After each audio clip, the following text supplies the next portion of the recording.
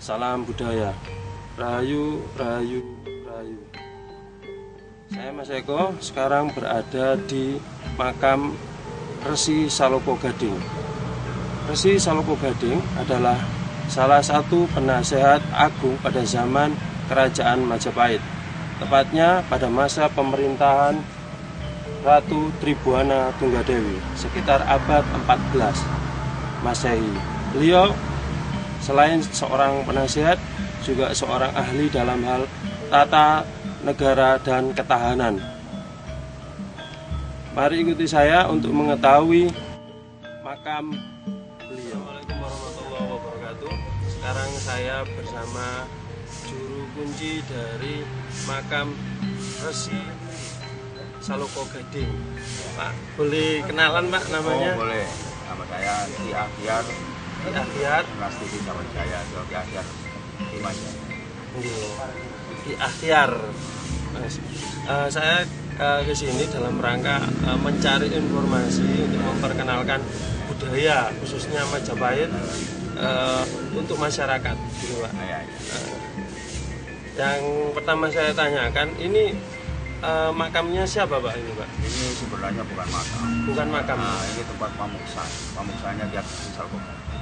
Sebab zaman dulu orang Majapahit itu tidak ada namanya orang Majapahit itu yang dimakamkan. Masalahnya orang Majapahit itu mengenai masalah keilmuannya itu sudah tingkatan manutus, tingkatan yang mahal tinggi. Masalahnya apa? Masalahnya Majapahit itu merupakan suatu wacana dunia. Mengingat Majapahit itu merupakan suatu kerajaan yang benar-benar yang mempunyai suatu fundament dasar negaranya itu adalah tatanan nasionalis. Buktinya apa? Majapahit itu suatu kerajaan yang berasaskan dengan keterikatan negara Mama. Karena pada saat zaman Majapahit itu mayoritas adalah orang Indonesia.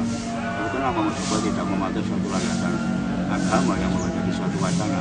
Yang menjadi wacana adalah kebudayaan. Bineka Tunggal Ika dan negara Mama itu merupakan satu manifestasi kemajuan daripada kerajaan yang berbasis kepada nasional kalau nasionalisme, Pak ya. Iya. Berarti ini bukan makam Pak ya, bukan tapi pamuksan. Pamuksan istilah gitu Pak ya. Pamuksan, masalahnya gini. Kenapa kok ini dibentuk seperti makam? Itu pada saat saya pertama kali yang mendapatkan ilham dari sini, itu disuruh membentuk seperti makam itu pada saatnya nanti para putra waya atau masyarakat Majapahit yang mencari jati diri Majapahit itu berbagai macam latar belakang. Nah, yang menghadap ke utara sini, ya, itu mewakili Muslim dengan Nasoro. Itu pura, itu adalah pura, mewakili pura. Nah, yang linggo itu mewakili dari Hindu, Buddha, itu ini Hindunya, ini Buddha, Taoisme, Konghucu. Lengkap berarti Pak ya. Makanya di sini pun nama pendoponya dinamakan pendopo Bineka Tunggal Ika dan negara Mama. Oh, gitu. Nah, di sini dulu ada bukti otentik batu yang bertuliskan C01. Ada di sini. Maksudnya apa Pak? Itu kalau menurut asumsi saya selaku peneliti di sini, mungkin di sini itu abad ke-1 itu sudah ada satu saka. Itu sudah ada kehidupan. Oh, satu saka sudah ada kehidupan di sini. Ya, ini buktinya benar-benar. Monggo. Ini simbol apa Pak? Ini simbol prasasti atau tetengar pada saat era kehidupan dulu. Ini merupakan kayak tulisan sandi saka. Ini kosong, ini satu. Berarti di sini ini sudah ada kehidupan pada saat abad ke-1 pada saat itu, atau kurang lebih 5.000 tahun, bahkan 10.000 tahun sebelum Masehi. Oh, gitu Pak ya. Nah, ini sudah ketemu Ganesha Dewi dulu.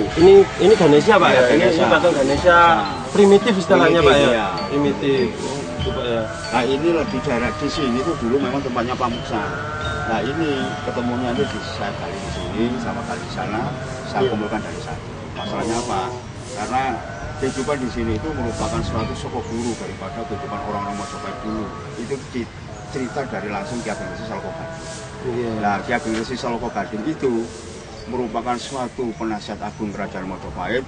Dari reruntuhan dia masa jayanya itu dari reruntuhannya Kertanegara Singosari sampai Majapahit berdiri, bahkan sampai sirnanya Majapahit itu dia hidup. Masih hidup, masih ya? hidup. Berarti sampai seperti lambang yang di depan itu pemerintahan Tribona Tunggadewi masih berarti diberikan kelebihan Tuhan umur panjang, makanya dan dari 7 kebersihan itu yang membackup Amukti Palapa Gajah. Makanya beliaunya itu benar-benar di belakangnya Mahapati Gajah Mada. Masalahnya apa? Kehidupannya dulu itu karena dari unsur titik jurusi itu mempunyai suatu bidang atau profesionalisme masing-masing gitu loh. Nah, kalau mengenai masalah ahli tata negara, dia Gengsi Salpo Kadin. Kalau mengenai masalah eksterior interior, dia Gengsi Tunggul Manik. Kalau masalah hukum, dia Gengsi Jabung. Kalau mengenai masalah keuangan finansial, dia Gengsi Manting. Kalau mengenai masalah budaya, mengenai masalah Trik Sandi dan pertahanan negara, dia Gengsi Barabojo. Kalau mengenai masalah pertahanan negara dan logistik itu Gengsi Gagas Serut. Kalau mengenai masalah pertanian dan spiritual dia Gengsi Mayangkoro. Itu semuanya ada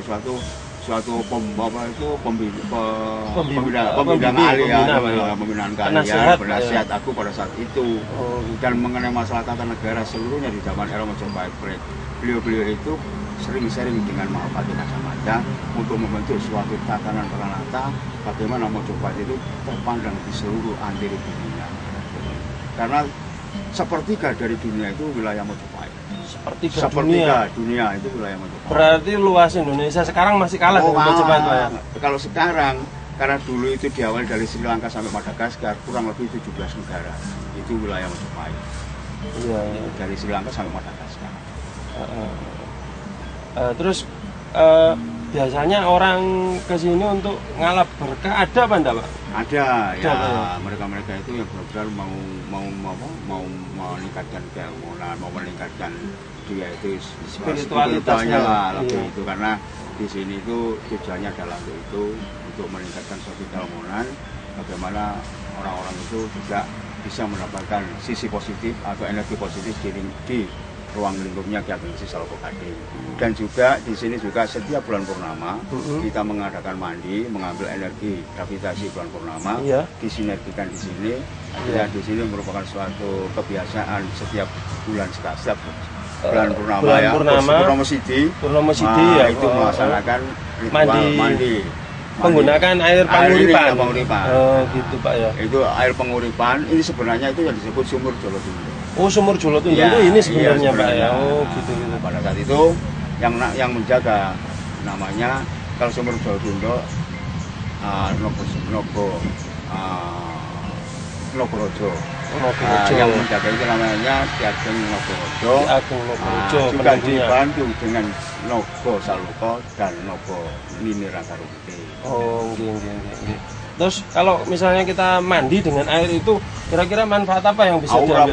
Aura positif dari hikmah dari mandi di situ, aura positif. Sehingga kalau kita meyakini di dalam satu perjalanan panjenengan, kalau mau benar-benar kepingin ada suatu perubahan, didasari dengan keyakinan sampean, disinergikan dengan air di sini, maka reaksi yang pertama adalah merasakan kesejukan hati nurani, di dalam hati, itu yang timbul. Tapi semuanya itu kembali kepada Sang Purba itu mati. Masalahnya apa? Kehidupan di dunia itu ada 3 Tritunggal. Iya, gimana itu Pak? Gusti Kang Maha Suci, leluhur, dan para putrawaya atau makhluk. Nah, semua permasalahan di dunia itu tergantung kepada para leluhur, karena leluhur itulah yang benar-benar bertanggung jawab pada saat melaksanakan kehidupan. Lalu Gusti Kang Maha Suci atau Allah Ta'ala. Nah, manusia itu tidak semudah bisa ke Gusti, itu tidak semudah. Harus sinergi dengan lingkungan atau ketuhanan, istilahnya leluhur itu, dan leluhur itulah yang menghantarkan ketuhanannya. Pada dasarnya manusia kita sebagai manusia hanya berperantara Pak ya. Iya, perantara melalui leluhur ini. Nah, selama ini kan masih banyak yang beranggapan miring, makanya tujuan kita juga ingin meluruskan hal-hal ini, gitu loh Pak. Karena gini, makanya karena masalah keduniaan itu adalah manusia. karena manusia bisa makan, bisa dicubit saging. Iya. Nah, sehingga permasalahan di dunia itu manusia merasakan kurang nikmat melaksanakan kehidupannya, sehingga dia munajat. Nah, munajatnya dia itu sebenarnya bukan kepada sang Khalik. Sang Khalik itu kan gini bahasanya, Gusti Allah tidak bakal merubah manusia manakala manusia itu tidak mau merubah dirinya. Berarti kan sudah putus, nggak ada hubungan kan. Nah, Gusti Allah tidak mau merubah di dalam suatu panara kehidupan manusia. Yang bisa merubah di dalam manusia itu sendiri. Nah, di dalam manusia itu sendiri supaya bisa mengintrospeksi diri, kacanya adalah leluhur. Nah, sehingga dia curhat kepada leluhur, lalu leluhur menganal dan menganalisa itu permasalahannya dia. Karena leluhur tidak punya kepentingan di dunia, karena dia tidak bisa makan yang sifatnya nyata. Nah, sehingga dia merasakan keluh kesahnya para manusia atau putra wayang ini dibawa kepada ketuhanan yang lebih atas, nah, yang bisa sinergi. Karena manusia pada dasarnya tidak bisa madak maksar atau gungangung, tidak bisa benar-benar mengebleng bahwa bisa ketemu sama sang Khalik kan sulit. Karena manusia pada dasarnya salah. Kenapa manusia pada dasarnya salah? Nabi Adam turun ke dunia itu karena perbuatannya salah, melanggar aturan kodrat, kan gitu kan. Sehingga manusia tidak bisa jernih. Nah, manusia yang bisa jernih adalah manusia yang sudah kembali kepada sang Khalik, atau manusia masih belum lahir. Makanya kenapa bayi sebelum lahir itu masih bisa omongan dengan Tuhan, makan dengan sendirinya dan sebagainya, karena belum ada bentuk logika keluar dari kandungan atau disebut alam satu. Alam kan tiga, alam satu itu alam kandungan, alam dua alam dunia nyata, alam tiga adalah alam perantungan atau alam kubur. Sehingga manusia itu harus meliputi tiga tahapan atau tritinggal atau trirupabawana. Pak Nusem, saya kepingin tanya, kalau kita pergi ke tempat-tempat suci atau ke makam atau ke tempat keramat, biasanya pasti ada dupa, ada kembang, ada setangki. Ini Nun Sewu tujuannya untuk apa, Pak? Mohon dijelaskan, Pak, supaya lurus. Begini. Menurut budaya, Pak ya. Karena semuanya ini mengacu budidaya, budi kerentek daya laku.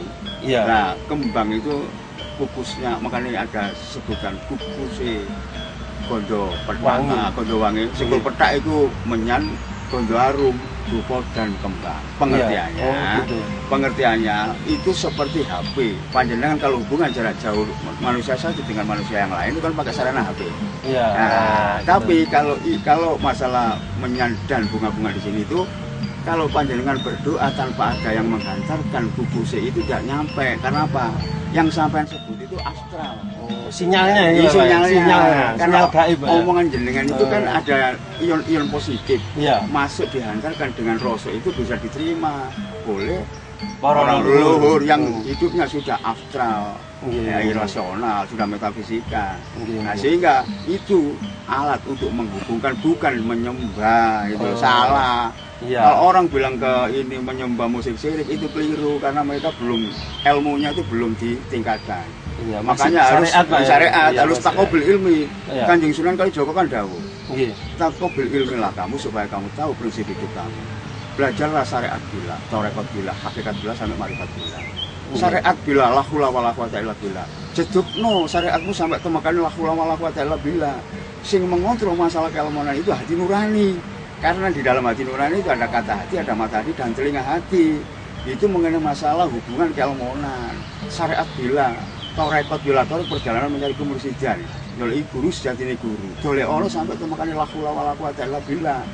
Nanti yang meningkatkan itu hati nurani, bukan kata orang. Gak bisa orang itu bicara, kamu sudah tingkatan kamu, enggak bisa. Keilmuan itu, keilmuan mengenai masalah keimanan itu yang tahu hati nurani, bukan orang. Kalau orang yang lain dengan orang yang lain itu adalah hak seseorang dibatasi dengan orang lain, itu hanya sifatnya syariat. Kalau pengertian hakikat itu yang tahu adalah hati nurani, yang disebut kata hati, mata hati, dan telinga hati. Itu loh, sehingga tidak carut marut. Kan kebanyakan orang itu istilahnya kamu sudah waktunya meningkat gini, harus bancakan gini, keliru, enggak begitu ceritanya. Harus semuanya mengenai masalah keilmuan itu jadi dirinya kembalinya ke hati nurani. Yang lebih tahu itu hati nurani, maka pada saat zaman Syekh Dinar disebut manunggal kawula Gusti. Kawulane nur ilahi, kaulane roh idafi, Gusti ini nur ilahi. Di alam semesta ini Gusti Allah itu tak bisa orang menghayal Gusti Allah. Buktinya pada saat peristiwa di Gunung Tursina, Nabi Musa mencari Allah, gak ketemu. Karena apa? Karena yang ditugaskan Allah ke dunia ini atau di alam semesta 13 kali itu adalah nur ilahi dan nur Muhammad. Nah, nur ilahi dan nur Muhammad itu adalah suatu sinar yang membuat suatu kehidupan di alam keberhasilan. Kalau Allahnya gak ngatasi menungso. Karena apa? Sangat dimensinya itu luar biasa. Kita harus hormat kepada Gusti Allah itu. Makanya nggak ada takdir. Kenapa kok nggak ada takdir? Gusti Allah itu adalah rahmatan lil alamin. Makanya dibuka Bismillah, ya kan? Mau mengasihi dan penyayang atau rahmatan lil alamin. Di tengah-tengahnya innalillah wa innalillah. Bagaimana kita mencari rezeki yang hak, mencari jodoh yang hak, kembali atau mati yang hak. Setelah itu alhamdulillah. Makanya tidak ada suatu orang mati itu takdir Allah itu keliru. Itu perlu suudzon kepada Allah Ta'ala.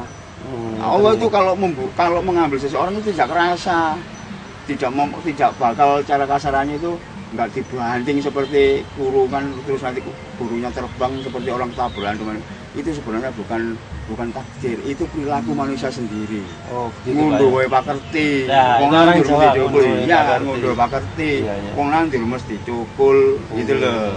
Nah, semua kehidupan di dunia itu sebenarnya nitis natas nutus.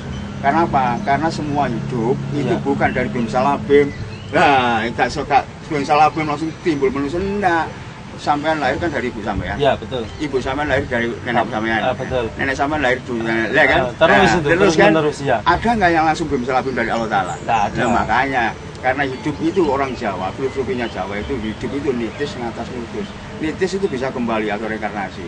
Nah, natas itu meningkatkan setelah nitis. Nutis sudah tidak kembali ke alam dunia karena sudah nyampe kepada yang disebut sampurna jati gitu loh. Nah, itu masalahnya kebanyakan orang itu salah persepsi bahwasanya segala sesuatu itu tidak ada reinkarnasi. Itu kurang ilmunya, harus ditingkatkan teknologi ilmu. Bila perlu sinau kepada Sunan Kalijaga, Raden Said. Masalahnya apa? Semua itu sudah ditata oleh beliaunya Kanjeng Raden Said. Masalah Fatah Koseket, Al-Quran yang 30 juz digabung dengan Coroko itu yang 20, itu artinya bisa dibaca. Itu loh masalahnya. Sehingga apa pun yang terjadi di dalam Al-Quran ini, Sunan Kalijaga itu sudah menggelarkan apa yang terjadi dalam perjalanan kehidupan sampai tingkatan wayang, lir-ilir, tanggiri, semuanya itu Sunan Kalijaga itu ngulawengkang. Jangan sampai apa yang terjadi di alam dunia ini menyalahkan ketuhanan. Karena Allah itu harus kita junjung. Allah tinggi. Itu jangan sampai manusia itu mengkritiskan atau diskriminasi Allah Ta'ala, keliru.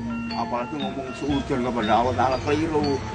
Apalagi seperti ini ya, contoh yang paling sangat jelek sekali. Pohon ganja. Pohon ganja itu kan yang salah manusianya.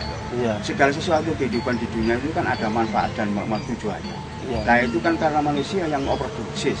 Artinya menyebutkan pohon ganja itu pohon haram loh. Kalau pohon haram itu bagaimana yang membuat?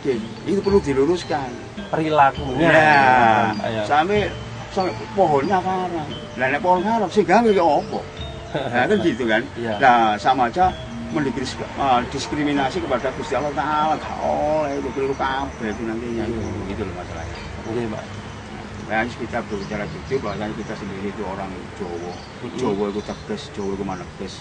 Makanya kalau kita orang Jawa itu benar-benar kita harus berorientasi kepada pemikiran-pemikiran yang logika maupun akal fisika. Misalnya Jembar berbudi Bawloksono. Orang Jawa itu minoko samudra.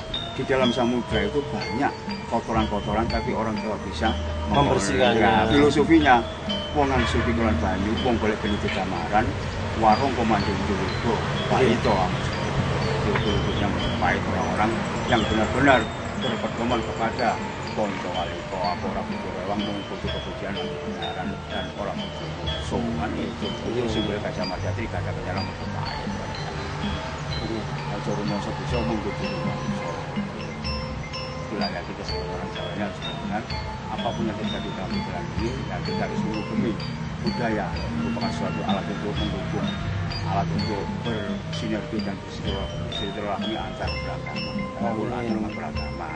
Karena dari budi, doyo, budi, bentuk, lagu semuanya itu akan berkesinambungan dan menyatu. tanhana dharma mangala, tidak ada kebenaran yang kedua, kebenarannya satu kepada Allah Ta'ala. Makanya disebut zaman Mojopahit disebut tanhana dharma mangala. Artinya Surodiro Jongrat lebur dari pangasti yang gitu kan. Ya. Karena semua kebaikan pasti baik dan kejelekan bakal sirna atau sangkan para di bumi. Ya, itu abres atau bumi.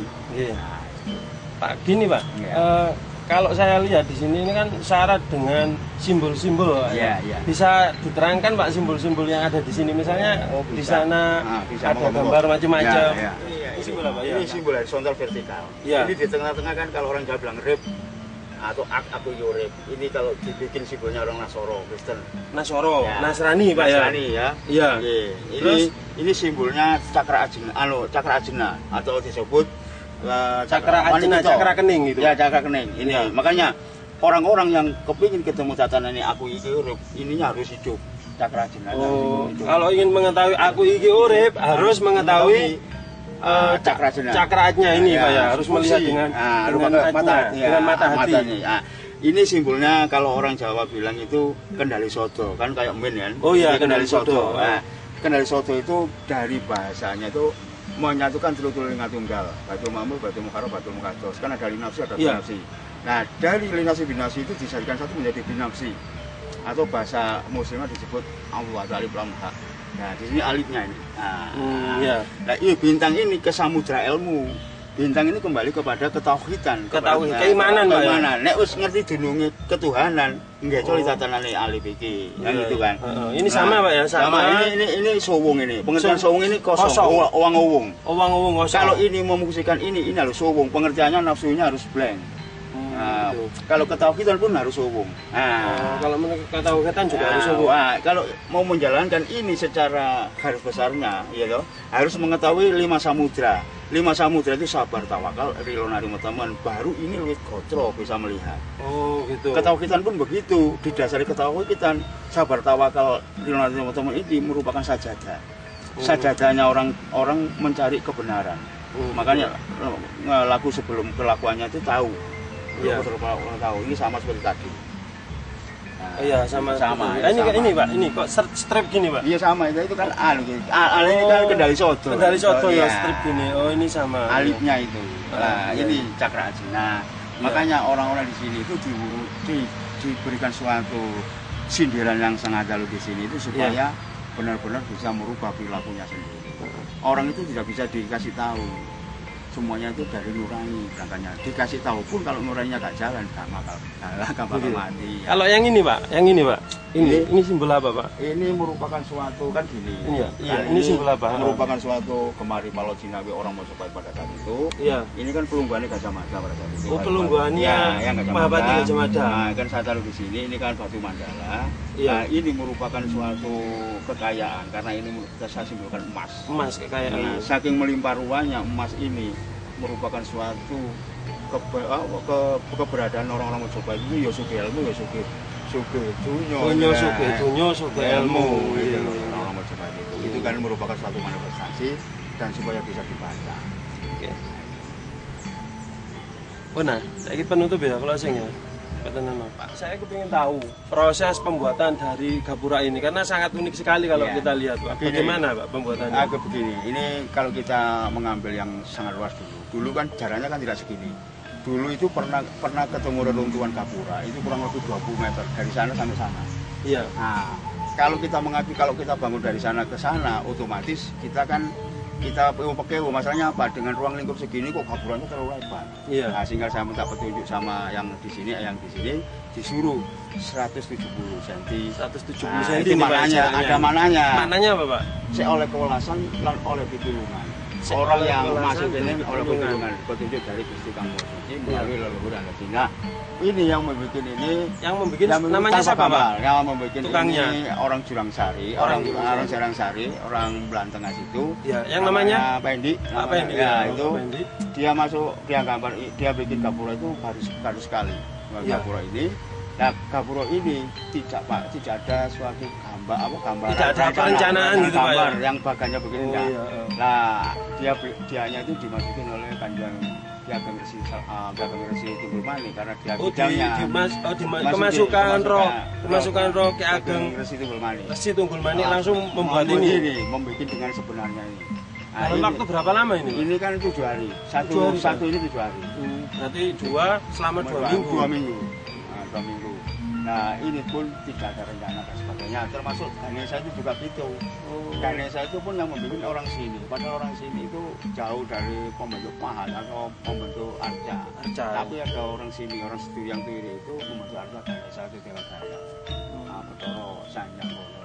Iya. Nah, itu. Makanya ini merupakan suatu keunikan dan langsung ditangani oleh beliaunya yang sudah di alam sana, tapi dia masuk ke badan wadahnya Pak ya. Membentuk ini gitu. Ini tanpa gambar. Berarti sangat istimewa. Istimewa iya, tanpa gambar dan tidak terencana apa yang diangan-angan kita gitu. Iya. Nah, angan-angan kita kan umumnya Mojopahitan kan yang seperti di sekolahan dan sebagainya kan. Tapi kenyataannya bentuknya berbeda. Ini katanya ini sudah petunjuk dari Eyang Tunggulmani.